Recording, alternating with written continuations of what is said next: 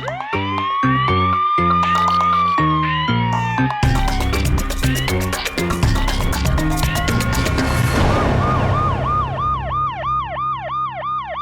30 साला शख्स अपने ही घर के कमरे में गोली लगने से जो है जान बहक हो गया, उसकी जान चली गई।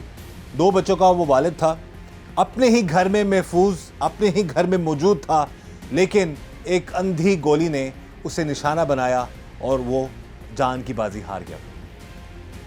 कोई शख्स ये सोच नहीं सकता, ज्यादातर तो यही लोग समझते हैं कि अपने घरों में सब महफूज होते हैं और अपने घर में, अपने कमरे में वो मौजूद था, मगर गोली लगने से उसकी जान चली गई। इस वक्त हमारे साथ मौजूद हैं मकतूल शख्स के वालिद और उनसे हम बात करते हैं सारे मामले के हवाले से। सबसे पहले जी, हमें बड़ा अफसोस है, अल्लाह ताला आपको सब्र दे, हिम्मत दे कि आपका बेटा जो है आपके कमरे में, घर के कमरे में उसकी जान चली गई। ये वाक़या हुआ कैसे, क्या मामला था और कहाँ से गोली आई जो उसको उसी के कमरे में लगी? 11 साढ़े 11 बजे का वक़्त था। ये 2 गिरोह जो आपस में हवाई फायरिंग और दहशत फैला रहे थे, ये पूरे ज़ोरों शोर से एक दूसरे पर फायरिंग कर रहे थे और साथ में गंदी गंदी नंगी नंगी गालियां निकाल रहे थे। मेरा बेटा मोइज़ हुसैन, शेख मोइज़ हुसैन, वो घर की खिड़की बंद करने लगा तो मैंने कहा, बेटा ये शैतानी खेल है, इसको देखना नहीं। वो कहना, अबू मैं देख नहीं रहा, मैं तो खिड़की बंद कर रहा हूँ ताकि घर में गालियों की आवाज़ ना आए।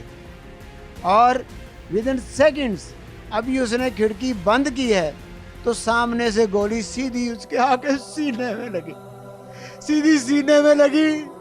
और वो इतना बहादुर था कि वहाँ से कमरे से निकल के बाहर आ गया और अपने बड़े भाई से कहने लगा, सोहेब भाई जल्दी बाइक निकालो, मेरे गोली लग गई है, हॉस्पिटल चलें।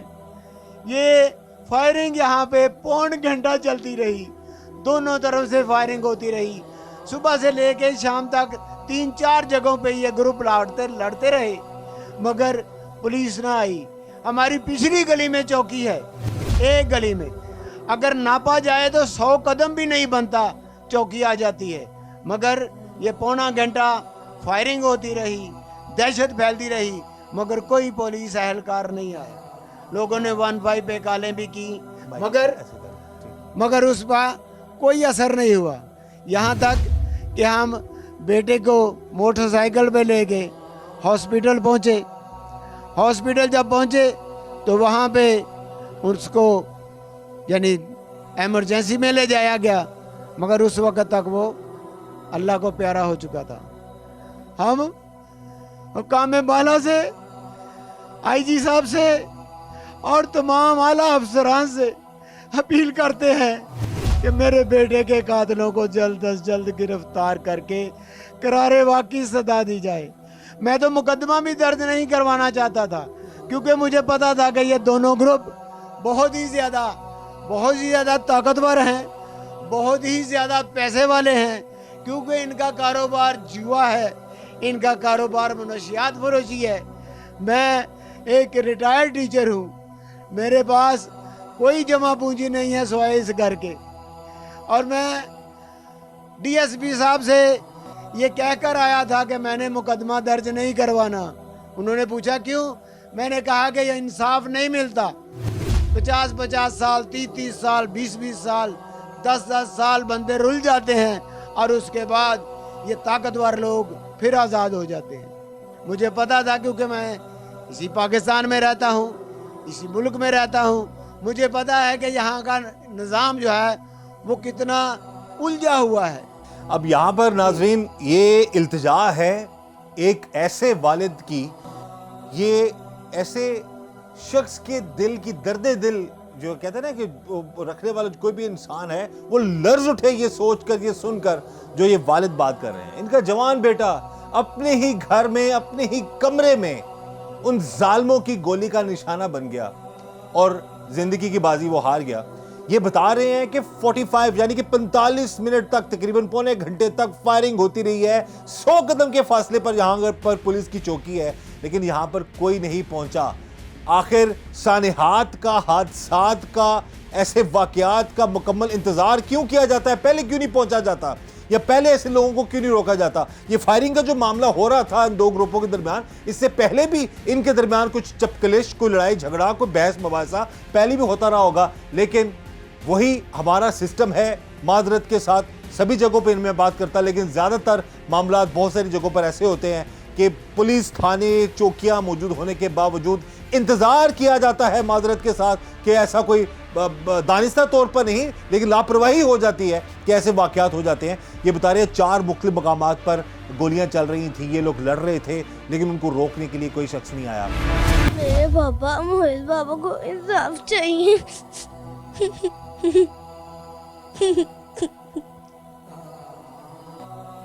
मेरे उनको गोली लग गई।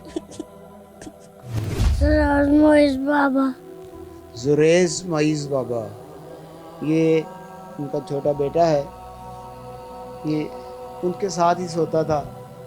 अब पिछले 12-13 दिन से ये मेरे साथ लेटता है और रात को मुझसे सवाल करता है कि आप तो कहते थे मोइज़ बाबा आ जाएंगे, वो क्यों नहीं आए? कैसे पूछते आप तो कहते हैं मोहित बाबा आ जाए, वो तो आए ही नहीं। इस वक्त हमारे साथ मौजूद है जी मोइज़ हुसैन की वालदा, वो जवान जो कि अपने ही घर में, अपने ही कमरे की खिड़की के सामने खड़ा था और किसी जालिम की गोली उसका सीना चाक कर गई और वो जान की बाजी हार गया। बात करते हैं मोइज़ की वालदा से। माँ जी, बड़ा अफसोस है, बड़ा दुख है आप सब के लिए। हम यही दुआ करते हैं अल्लाह आपको हिम्मत दे, सब्र दे। कहना आसान है, करना बहुत मुश्किल है।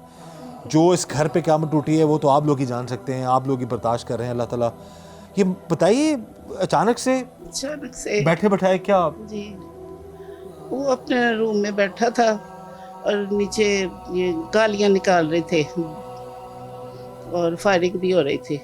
तो शीशा बंद करने लगा अपनी खिड़की का, तो इधर से अभी शीशा से इतना बंद भी नहीं हुआ और फायर लग गया उसको गोली लगी उसी जी, वक्त? फायर लग गया। अच्छा, बाहर 2 ग्रुप लड़ रहे थे आपस जी, में? खूब फायरिंग हुई है, तो उस वक्त लेकिन उनमें से कोई नहीं मरा। आपके बेटे को? मेरे बेटे को नजायज गोली लग गई, घर बैठे को लग गई।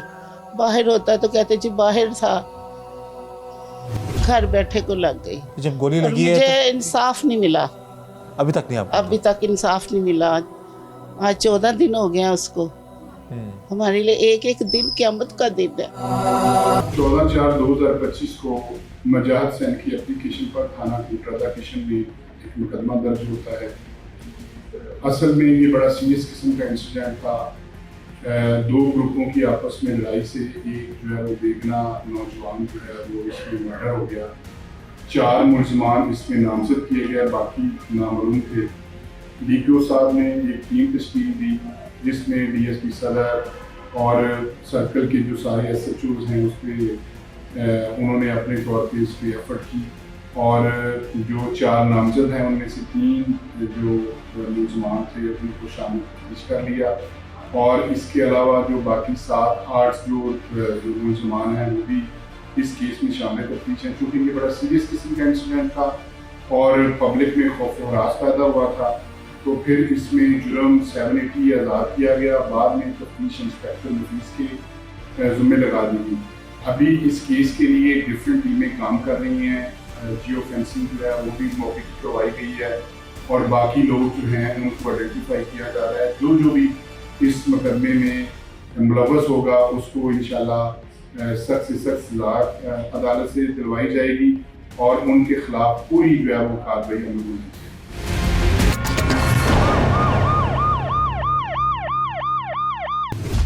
ये जो अभी हम ये मोइज़ के कमरे में हमारे वाले साहब हमारे साथ ही ये बता रहे थे हमें उसके कमरे के हवाले से भी। इस कमरे में उसको वो लगी है जी गोली, वो सामने खिड़की है, खिड़की है, वो खिड़की बंद करने लगा, यानी गालम गलोच की आवाज़ और फायरिंग हो रही थी। उसने कहा कि मैं खिड़की बंद कर दूं ताकि गलीज किस्म की गालियां जो हैं वो घर में ना आएँ, बच्चे ना सुने। हाँ जी, वहीं से हाँ गोली जी, लगी थी। वहीं उसे यानी ये जी अपने ही घर में अपना रूम है, ये मोइस का रूम है। वो 30 साला जवान इन जो मुजाहिद साहब हैं, इनका बरखुरदार, जो बड़ा ही नफीस इंसान था, मोहब्बत करने वाला, प्यार करने वाला, अपने वालदैन और बहन भाइयों का ख्याल रखने वाला, इज्जत एहतराम करने वाला, लोगों के काम आने वाला। उसके बारे में पता चला बहुत बड़ा वो ब्लड डोनर था। वो किसी भी मरीज़ का उसको पता चल जाए कि उसको खून की ज़रूरत थी तो वो फ़ौरन पहुंचता था। और इवन के 3 महीने का टाइम होता है, आपको 3 महीने बाद दोबारा ब्लड दे सकते हैं, उससे पहले ब्लड दे के घर आ जाता था। ये उसका कब्र है जी। यहाँ पर उसको गोली लगती है और वो जवान जो है वो ज़िंदगी और मौत की कश्मकश में आखिरकार ज़िंदगी की बाजी हार जाता है। और क्या क्या आप दिखा रहे थे? ये उसके कपड़े हैं सारे प्रेस शुदा। अच्छा, वो अपनी अहलिया से कहता था कि सारे कपड़े मेरे प्रेस करके रखो, मेरा जो जी में आएगा, जो मेरी मामा कहेगी ना कि मैं ये सूट पहनूं, मैं वो पहनूंगा। और उसके साथ मैचिंग शूज़ भी या चप्पल वगैरह जो है वो मैचिंग पहनता था। और इंतहाई साफ़ सुथरा, यानी उसके कपड़े पे अगर ये सलवट आ गई है ना, उसने नहीं पहनना है नहीं। और उसके साथ ही साथ ये इसकी टोपियां हैं। हाँ जी। यानी हर चीज़ हाँ, उसने बड़ी ये तरतीब इसके- से। ये उसके कपड़े हैं जो प्रेस शुदा हैं। और इसके साथ ये उसकी वेस्टकोटें हैं। ये देख, यानी वो यानी इतना हर चीज़ का अपनी हर चीज़ का अपने- हाँ जी। ये उसकी घड़ियां हैं, वो सूट के साथ मैच करके घड़ी पहनता था। ये देखें, ये इतनी घड़ियां हैं। मैं कहता था यार क्या कर रहे हैं? और पापा मुझे शौक है, मैं जैसा सूट पहनूंगा वैसी मैंने घड़ी पहननी है। क्या बात है। है जी। अल्लाह ताला आपको हिम्मत दे जी, सब्र दे। आप देख सकते हैं नाजरीन कि मोइज़ एक ऐसा खूबसूरत प्यारा जवान जो कि अपने वालिद वालदा की आंखों का तारा था, उनका ख्याल भी रखता था। वो अपने ही कमरे में, ये उसी का कमरा दिखा रहे हैं उनके वालिद साहब, अपने उसके भाई हैं उसके, मोइज़ के बड़े भाई हैं ये उसके। अब ये कपड़ों को देख देख कर और ये इसकी चीज़ों को देख देख कर रोज़ जीतते हैं, रोज़ मरते हैं ये लोग। और हम टीम जुर्म नकाब की 24 न्यूज़ की यही कोशिश है कि इन वालिद साहब की, इन भाई की, इन वालदा की, पूरे घर वालों की आवाज़ आला हुकाम तक पहुँचाएँ कि मोइज़ के कातिलों को पकड़ा जाए, जिसकी गोली की वजह से अपने ही घर में, अपने ही कमरे में वो मारा गया। इनको इंसाफ मिलना चाहिए। इस वक्त ये हमारे साथ मौजूद है अपने ही घर में, अपने ही कमरे में, बिल्कुल खिड़की के पास गोली लगने से जहाँ बहक होने वाले जो मौसूफ हैं, उनके भाई हैं हमारे साथ, उनके बड़े भाई हैं, उनसे हम बात करते हैं। सबसे पहले भाई हमें बड़ा अफसोस है, अल्लाह ताला आप लोगों को हिम्मत दे, सब्र दे। ये बड़ी अनहोनी होगी आप लोगों के साथ। ये तो सोच भी नहीं सकता कि घर बैठे बिठाए अपने ही घर में, अपने ही कमरे में इस तरह किसी की जान चली गई। बिल्कुल जी, अगर आप नहीं सोच सकते तो सोचे हम पे कैसी गुजरी होगी, जिसके 5 मिनट पहले हमारे साथ वो हंस खेल रहा है और अगले 5 मिनट में वो हमारे हाथों में दम दे रहा है। उसके मुंह से, उसके नाक से, उसके सीने से खून आ रहा है। पूरे घर में क़यामत का समाद। आज 15 दिन होने को आ गए लेकिन अभी भी यकीन नहीं आ रहा हमें। बस ऐसा ही लगता है कि शायद अभी कहीं से, दाएं से, बाएं से, कहीं से मेरा भाई आ जाएगा, अभी आके मुझे सीने से लगा लेगा वो। अल्लाह ताला जी आप लोगों को हिम्मत दे, अल्लाह ताला आप लोगों को सब्र दे। अब नाज़रीन, ये है इंसान की ज़िंदगी की हकीकत कि भाई बता रहे हैं कि 5 मिनट पहले, चंद लम्हात पहले हंस रहे हैं, बोल रहे हैं और अचानक ऐसा एक क़यामत टूटती है इस घर पे कि एकदम से वो कमरे से जब निकलता है तो उसके सीने में गोली लगी होती है, मुंह से खून निकल रहा होता है। आप उस वक्त घर पे मौजूद थे भाई जब ये सारा वाक़या हुआ? जी, मैं घर पे ही था। मैं तो क्या हुआ क्या था अचानक? मसलन आपके वालिद से तुम्हारी बात हुई है, डिटेल में उन्होंने बताया, लेकिन आप थोड़ा सा बता दीजिए कि क्या ये लड़ाई झगड़ा जो बाहर फायरिंग हो रही थी या जो ग्रुप्स आपस में लड़ रहे थे, ये पहले भी ऐसे कभी होता रहा है या उसी दिन हुआ ये सारा? ये मामला तकरीबन 2 माह से तो ऑलमोस्ट ये लड़ ही रहे थे। ये उस दिन, ये ख़ास तौर पर एक दिन में ये 5वीं लड़ाई थी इनकी। फायरिंग कर रहे थे जी, फायरिंग और हाथापाई वाली ये इनकी 5वीं लड़ाई थी। इवन हमारा जो THQ है वहाँ पर इन्होंने हॉस्पिटल लॉक करके अंदर जाके, जिन्हें पहले इन्होंने कचहरी में मारा है जिन लोगों को, उन्हें फिर दूसरी पार्टी ने जाकर THQ में मारा है। अच्छा, जी, सरकारी अमलाक पर भी ये लोग हमलावर हो चुके हैं उस दिन। तो खूब दहशत फैलाते रहे, लेकिन हमें यह नहीं पता था कि उनकी दहशत इस तरह टूटेगी कि हमारे घर क़यामत टूटेगी। बड़ा मुश्किल होता है माजी, जो आप पर बीत रही है या आपके घर वालों पर बीत रही है, वो बड़ा कहते हैं ना कि लर्जा देने वाला ये सारा मामला है। तो जब उसको अचानक गोली लगती है तो खुद ही बाहर आया कमरे से, खुद ही बताया उसने आके? हाँ जी, हाथ रख लिया उसने। अच्छा। मुझे फायर लग गया, हाँ, फायर लग गया मुझे। उसने अपने भाई को कहा कि मुझे फायर लग गया, बाइक निकालो। और इधर से जाके सीढ़ियों में खड़ा हो गया, फिर ऐसा ऐसा उतरने लगा। आधी सीढ़ियों में जाके उसने खून की उल्टी की है और सीढ़ियों से फिर बेहोश हो गया। हाँ जी गिर गया। फिर उसके बाद तो होश ही नहीं आई। आपके उठा के लेके गए आपके जो शोहर हैं वो बता रहे थे कि बड़ा ही प्यारा, बड़ा ही नफीस बंदा था, बहुत प्यारा इंसान था वो। उसने मैचिंग जूता पहनना है, उसके साथ घड़ी भी वैसी लगानी है। मुझसे पूछना है, माँ जी आज मैं कौन सी घड़ी लगाऊं, ये कौन सा जूता पहनूं। और सबसे लाडला बेटा मेरा वो ही था, वो ही मेरा बेटा लाडला था। आप जी अब ज़रूर अपील कर सकती हैं आला हुकाम से, आप जो कहना चाहती हैं। हाँ हम जी, आप अपने मैं प्रोग्राम के मरियम नवाज साहबा से अपील करती हूँ कि मुझे इंसाफ दिलाया जाए। आज 14 दिन हो गए हैं, कोई इंसाफ नहीं मिला और मेरा जो मुकदमा है वो CCD को दिया जाए।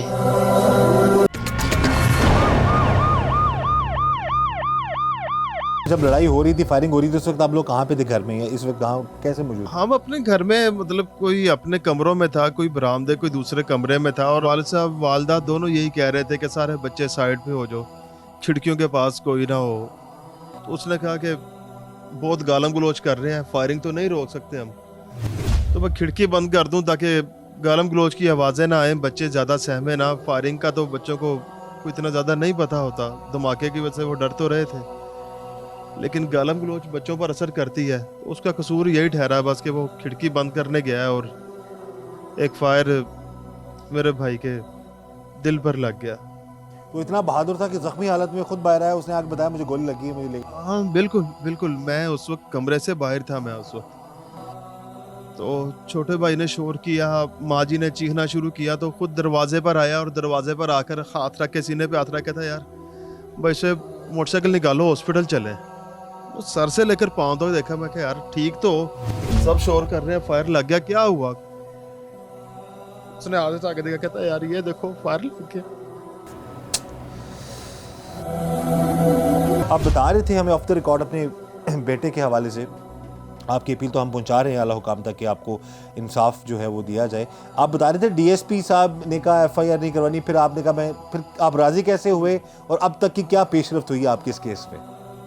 मैं जब मुझे पता चल गया कि मेरा बेटा यानी फौत हो चुका है, तो मैं हॉस्पिटल से घर आ गया। उस वक़्त तक पुलिस के लोग वहाँ पहुँच चुके थे हॉस्पिटल में, मगर मैं वहाँ से घर आ गया और मैंने यानी ये सोचा कि मैं मुकदमा दर्ज नहीं करवाऊँगा, मैं FIR नहीं कटवाऊँगा। मगर DSP साहब, अब्दुल सत्तार DSP साहब मेरे घर तशरीफ़ ले आए। वो कहने लगे जी आपको इंसाफ मिलेगा, आप FIR कटवाएं, उसका पोस्टमार्टम उस वक़्त तक नहीं होगा जब तक आप FIR नहीं कटवाते। तो मैंने कहा जी FIR, मैं इस वक़्त तो होश में नहीं हूँ, मेरा जवान बेटा जो है वो मेरे हाथों में जान दे गया, घर बैठा खिड़की बंद। उसका जुर्म ये है कि उसने गालम गलोच से घर वालों को बचाने के लिए खिड़की बंद की। खिड़की बंद करके उसने अपना हाथ भी नहीं हटाया, विदिन सेकंड्स उसके सीने में आके गोली लगी और वो अल्लाह को प्यारा हो गया। वो इतना बहादुर था कि गोली उसको सीने में लगी है, वो इस कमरे से बाहर निकला है।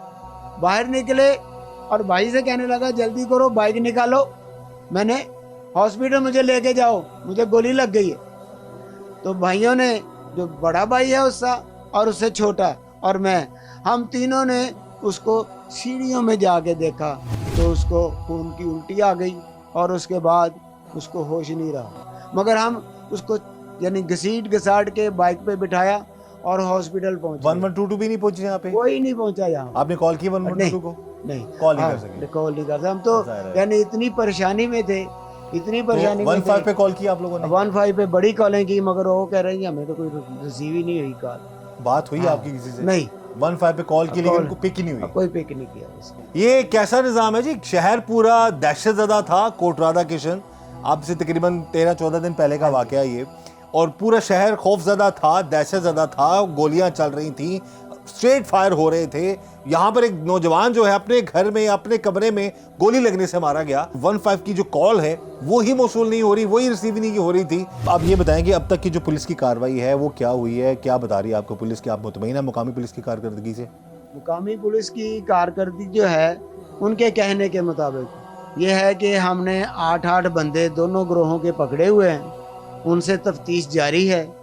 मगर मैं ये समझता हूँ कि अगर एक बंदा भी पकड़ा जाए और उसकी सही तरह तफ्तीश हो, तो वो सारे अपने ही साथियों का भी और दुश्मन पार्टी का भी सबका नाम बताएगा कि कौन कौन मौजूद था। और फिर पुलिस का काम है कि वो देखें कि किस शख्स की गोली से मेरा बच्चा शहीद हुआ। ये तो पता कर सकते हैं। अगर हमें कहेंगे आप नाम लें, मैं कैसे नाम ले सकता? मुझे तो पता ही नहीं। आप चाह रहे हैं कि किसी बेगुनाह को ना पकड़ा जाए? बिल्कुल। आप चाहते हैं तफ्तीश मेरिट पर हो और मेरिट पे जो मामला सामने है उसमें उस बंदे को सजा बेशक। मिले। ठीक है। वो बंदा गिरफ्तार हो। और मैं ये भी गुजारिश करूंगा आला हुकाम से कि मैं गरीब आदमी हूँ, रिटायर्ड टीचर हूँ, पेंशन में मेरा गुजारा है, मैं मुकदमेबाजी का अहल नहीं हो सकता। क्यों? मैं पहले भी बताया मैंने कि वो लोग दोनों ग्रुप जो हैं वो बड़े बाअसर हैं, बड़े पैसे वाले हैं और उनके शहर पे दहशत है। मेरी तो कोई गवाही नहीं देने जाएगा, मैं कहाँ में केस लड़ूं? मैं केस नहीं लड़ सकता। मेरी हुकाम बाला से गुजारिश है कि मेरा केस सीसीडी को दिया जाए और वो उस जो असल मुजरम है उसको सजा दी जाए। कोई पुलिस वाला नहीं आया इस दौरान, या किसी ने पुलिस को इतला की हो? पुलिस का रिस्पांस जब तक फायरिंग होती रही, आपके वाले साहब बता रहे थे जब हम लेके जा रहे तो भी हम पिछली गली से ले गए हैं, फिर भी इनके झगड़े चल रहे थे। हाँ जी, उस वक्त भी फायरिंग चल रही थी। लेकिन जो आपने बात की कि ये एक सबसे बड़ी दुख की बात यह है कि हमारे घर से ज्यादा 1 मिनट पैदल मुसाफिर, ज्यादा से ज्यादा 1 मिनट सिर्फ 1 मिनट पैदल मुसाफिर, 1 मिनट ज्यादा से ज्यादा, या गिन लें तो 100 कदम बड़ी मुश्किल से होंगे। पुलिस चौकी है, ठीक है। 45 मिनट फायरिंग होती रही। अगर वहां से पुलिस चौकी से कोई एक छोटे से छोटा मुलाजम, कोई एक ड्राइवर इवन अपनी गाड़ी लेकर आ जाता, गाड़ी का सायरन बजा देता, तो इनकी मजाल थी ये यहाँ पर रुकते। ये मुमकिन नहीं है कि ये यहाँ पर रुक जाते। ये सिर्फ सायरन बजा देते वो यहाँ पर, अगर कोई कार्रवाई ना करते तो मेरा भाई आज हमारे साथ बैठा होता। अब ये देख ले नाजरीन, और ये हमारी गुजारिश है आला हुकाम से। ये एक भाई कह रहा है कि 100 कदम के फासले पर पुलिस चौकी है, कोई मोटरसाइकिल पे भी आके जो सायरन लगा होता है ना, जो बाइक्स होते हैं पुलिस के जवानों के पास, उसका भी सायरन बजा देता तो शायद ये लोग भाग जाते, डर जाते, रुक जाते, थम जाते, तो शायद इनके भाई की, और जो जिनसे हमारी बात हुई मुजाहिद साहब जिनका वो बरखुरदार है, उनके बरखुरदार की जान बच जाती। आपका बेटा शादीशुदा था जी? जी, उसकी 9 साल पहले शादी हुई थी जी। उसकी एक बेटी है और एक बेटा है। क्या उम्र है दोनों की? बेटी जो है वो तकरीबन 6.5 साल 7 साल की होगी, छोटे। और बेटा जो है वो 2.5 साल का है। अभी छोटे छोटे बच्चे हैं। जब भी वो यानी उनको मैं बुलाता हूँ तो यही कहता है मेरे मोइस बाबा कहाँ है, मेरे मोइस बाबा कहाँ है। मेरा तो कलेजा मुँह को आता है, मैं तो उनका सामना नहीं कर सकता। वो कहते हैं कि हम तो कह रहे थे रात को आ जाएगा, अब तो कितनी आते हो गई। वो तो रात को घर नहीं आते थे, रहते थे, घर नहीं आते थे तो हम सोते नहीं थे। अभी वो बेटा जो है वो मेरे सीने पे सर रख के सोता है, मेरे सीने के ऊपर लेट के सोता है। वो कहता दादा अबू पापा कहाँ है, मोइस पापा कहाँ है, यही कहते कहते वो सो जाता है। बिल्कुल सही। ये एक वालिद, एक ऐसा बाप जो अपने जवान बेटे की मौत को बर्दाश्त कर रहा है, अल्लाह ताला रहम करे, अल्लाह ताला इनको हिम्मत दे, सब्र दे। कहना बहुत आसान है, करना बहुत मुश्किल है। ऐसा कभी किसी दुश्मन के साथ भी ना हो। हम यही चाहते हैं कि इस मज़लूम वालिद की, इनके घर वालों की और उस मकतूल की सुनवाई हो, और जिस जालिम ने ये जुल्म किया है उसको कानून के मुताबिक कड़ी से कड़ी सज़ा मिलनी चाहिए। इनके बेटे की बदकिस्मती देखिए, अपने ही घर के जो खिड़की पर गोली लगने से जहाँ भाग हो गई। बहरहाल ऐसे मामला से अल्लाह ताला सबको बचाए। और अगेन अपने इस प्रोग्राम के तवज्जुह से हम ये गुजारिश करेंगे आला हुकाम से कि जो गैंग्स हैं, ये गिरोह हैं, जो मुख्तलिफ इलाकों में जो कुछ माफियाज बने होते हैं, गली मोहल्लों में बंदूकें असला लेकर, अब असले के हवाले से तो बड़ी सख्ती है कि असलहा जो है वो नहीं रखना चाहिए। तो यहाँ फिर कोट राधा किशन में फिर कौन लोग हैं ये जिन कितने ताकतवर हैं? क्योंकि CCD और specially IG Punjab doctor Usman साहब और सुहेल ज़फ़र चट्टा साहब ने बाकायदा तौर पर CCD ने और पंजाब पुलिस ने ये अल्टीमेटम दिया हुआ है कि असलहा जो है, जिनके पास गैर कानूनी असलहा है, वो फ़ौरन जो है वो जमा करवा दें, और उसके बाद फिर जिनके पास लाइसेंस वाला असला भी है वो भी इसकी नुमाइश ना करें। लेकिन यहाँ पर तो 45 मिनट तक जंग होती रही, और इस हद तक के लोग घरों के अंदर जो लोग हैं वो मुतासर उतरे हैं। तो इस चीज़ पर भी ज़रूर इन्वेस्टिगेट करने की ज़रूरत है कि मामला ये कैसे कंट्रोल किए जा सकते हैं। इस दुआ के साथ कि अल्लाह ताला हम सब पर रहम करम और फजल फरमाए, अल्लाह ताला हमें हर तरह और हर किसी के शर से बचाए। मुझे इजाज़त दीजिएगा। अल्लाह हाफ़िज़।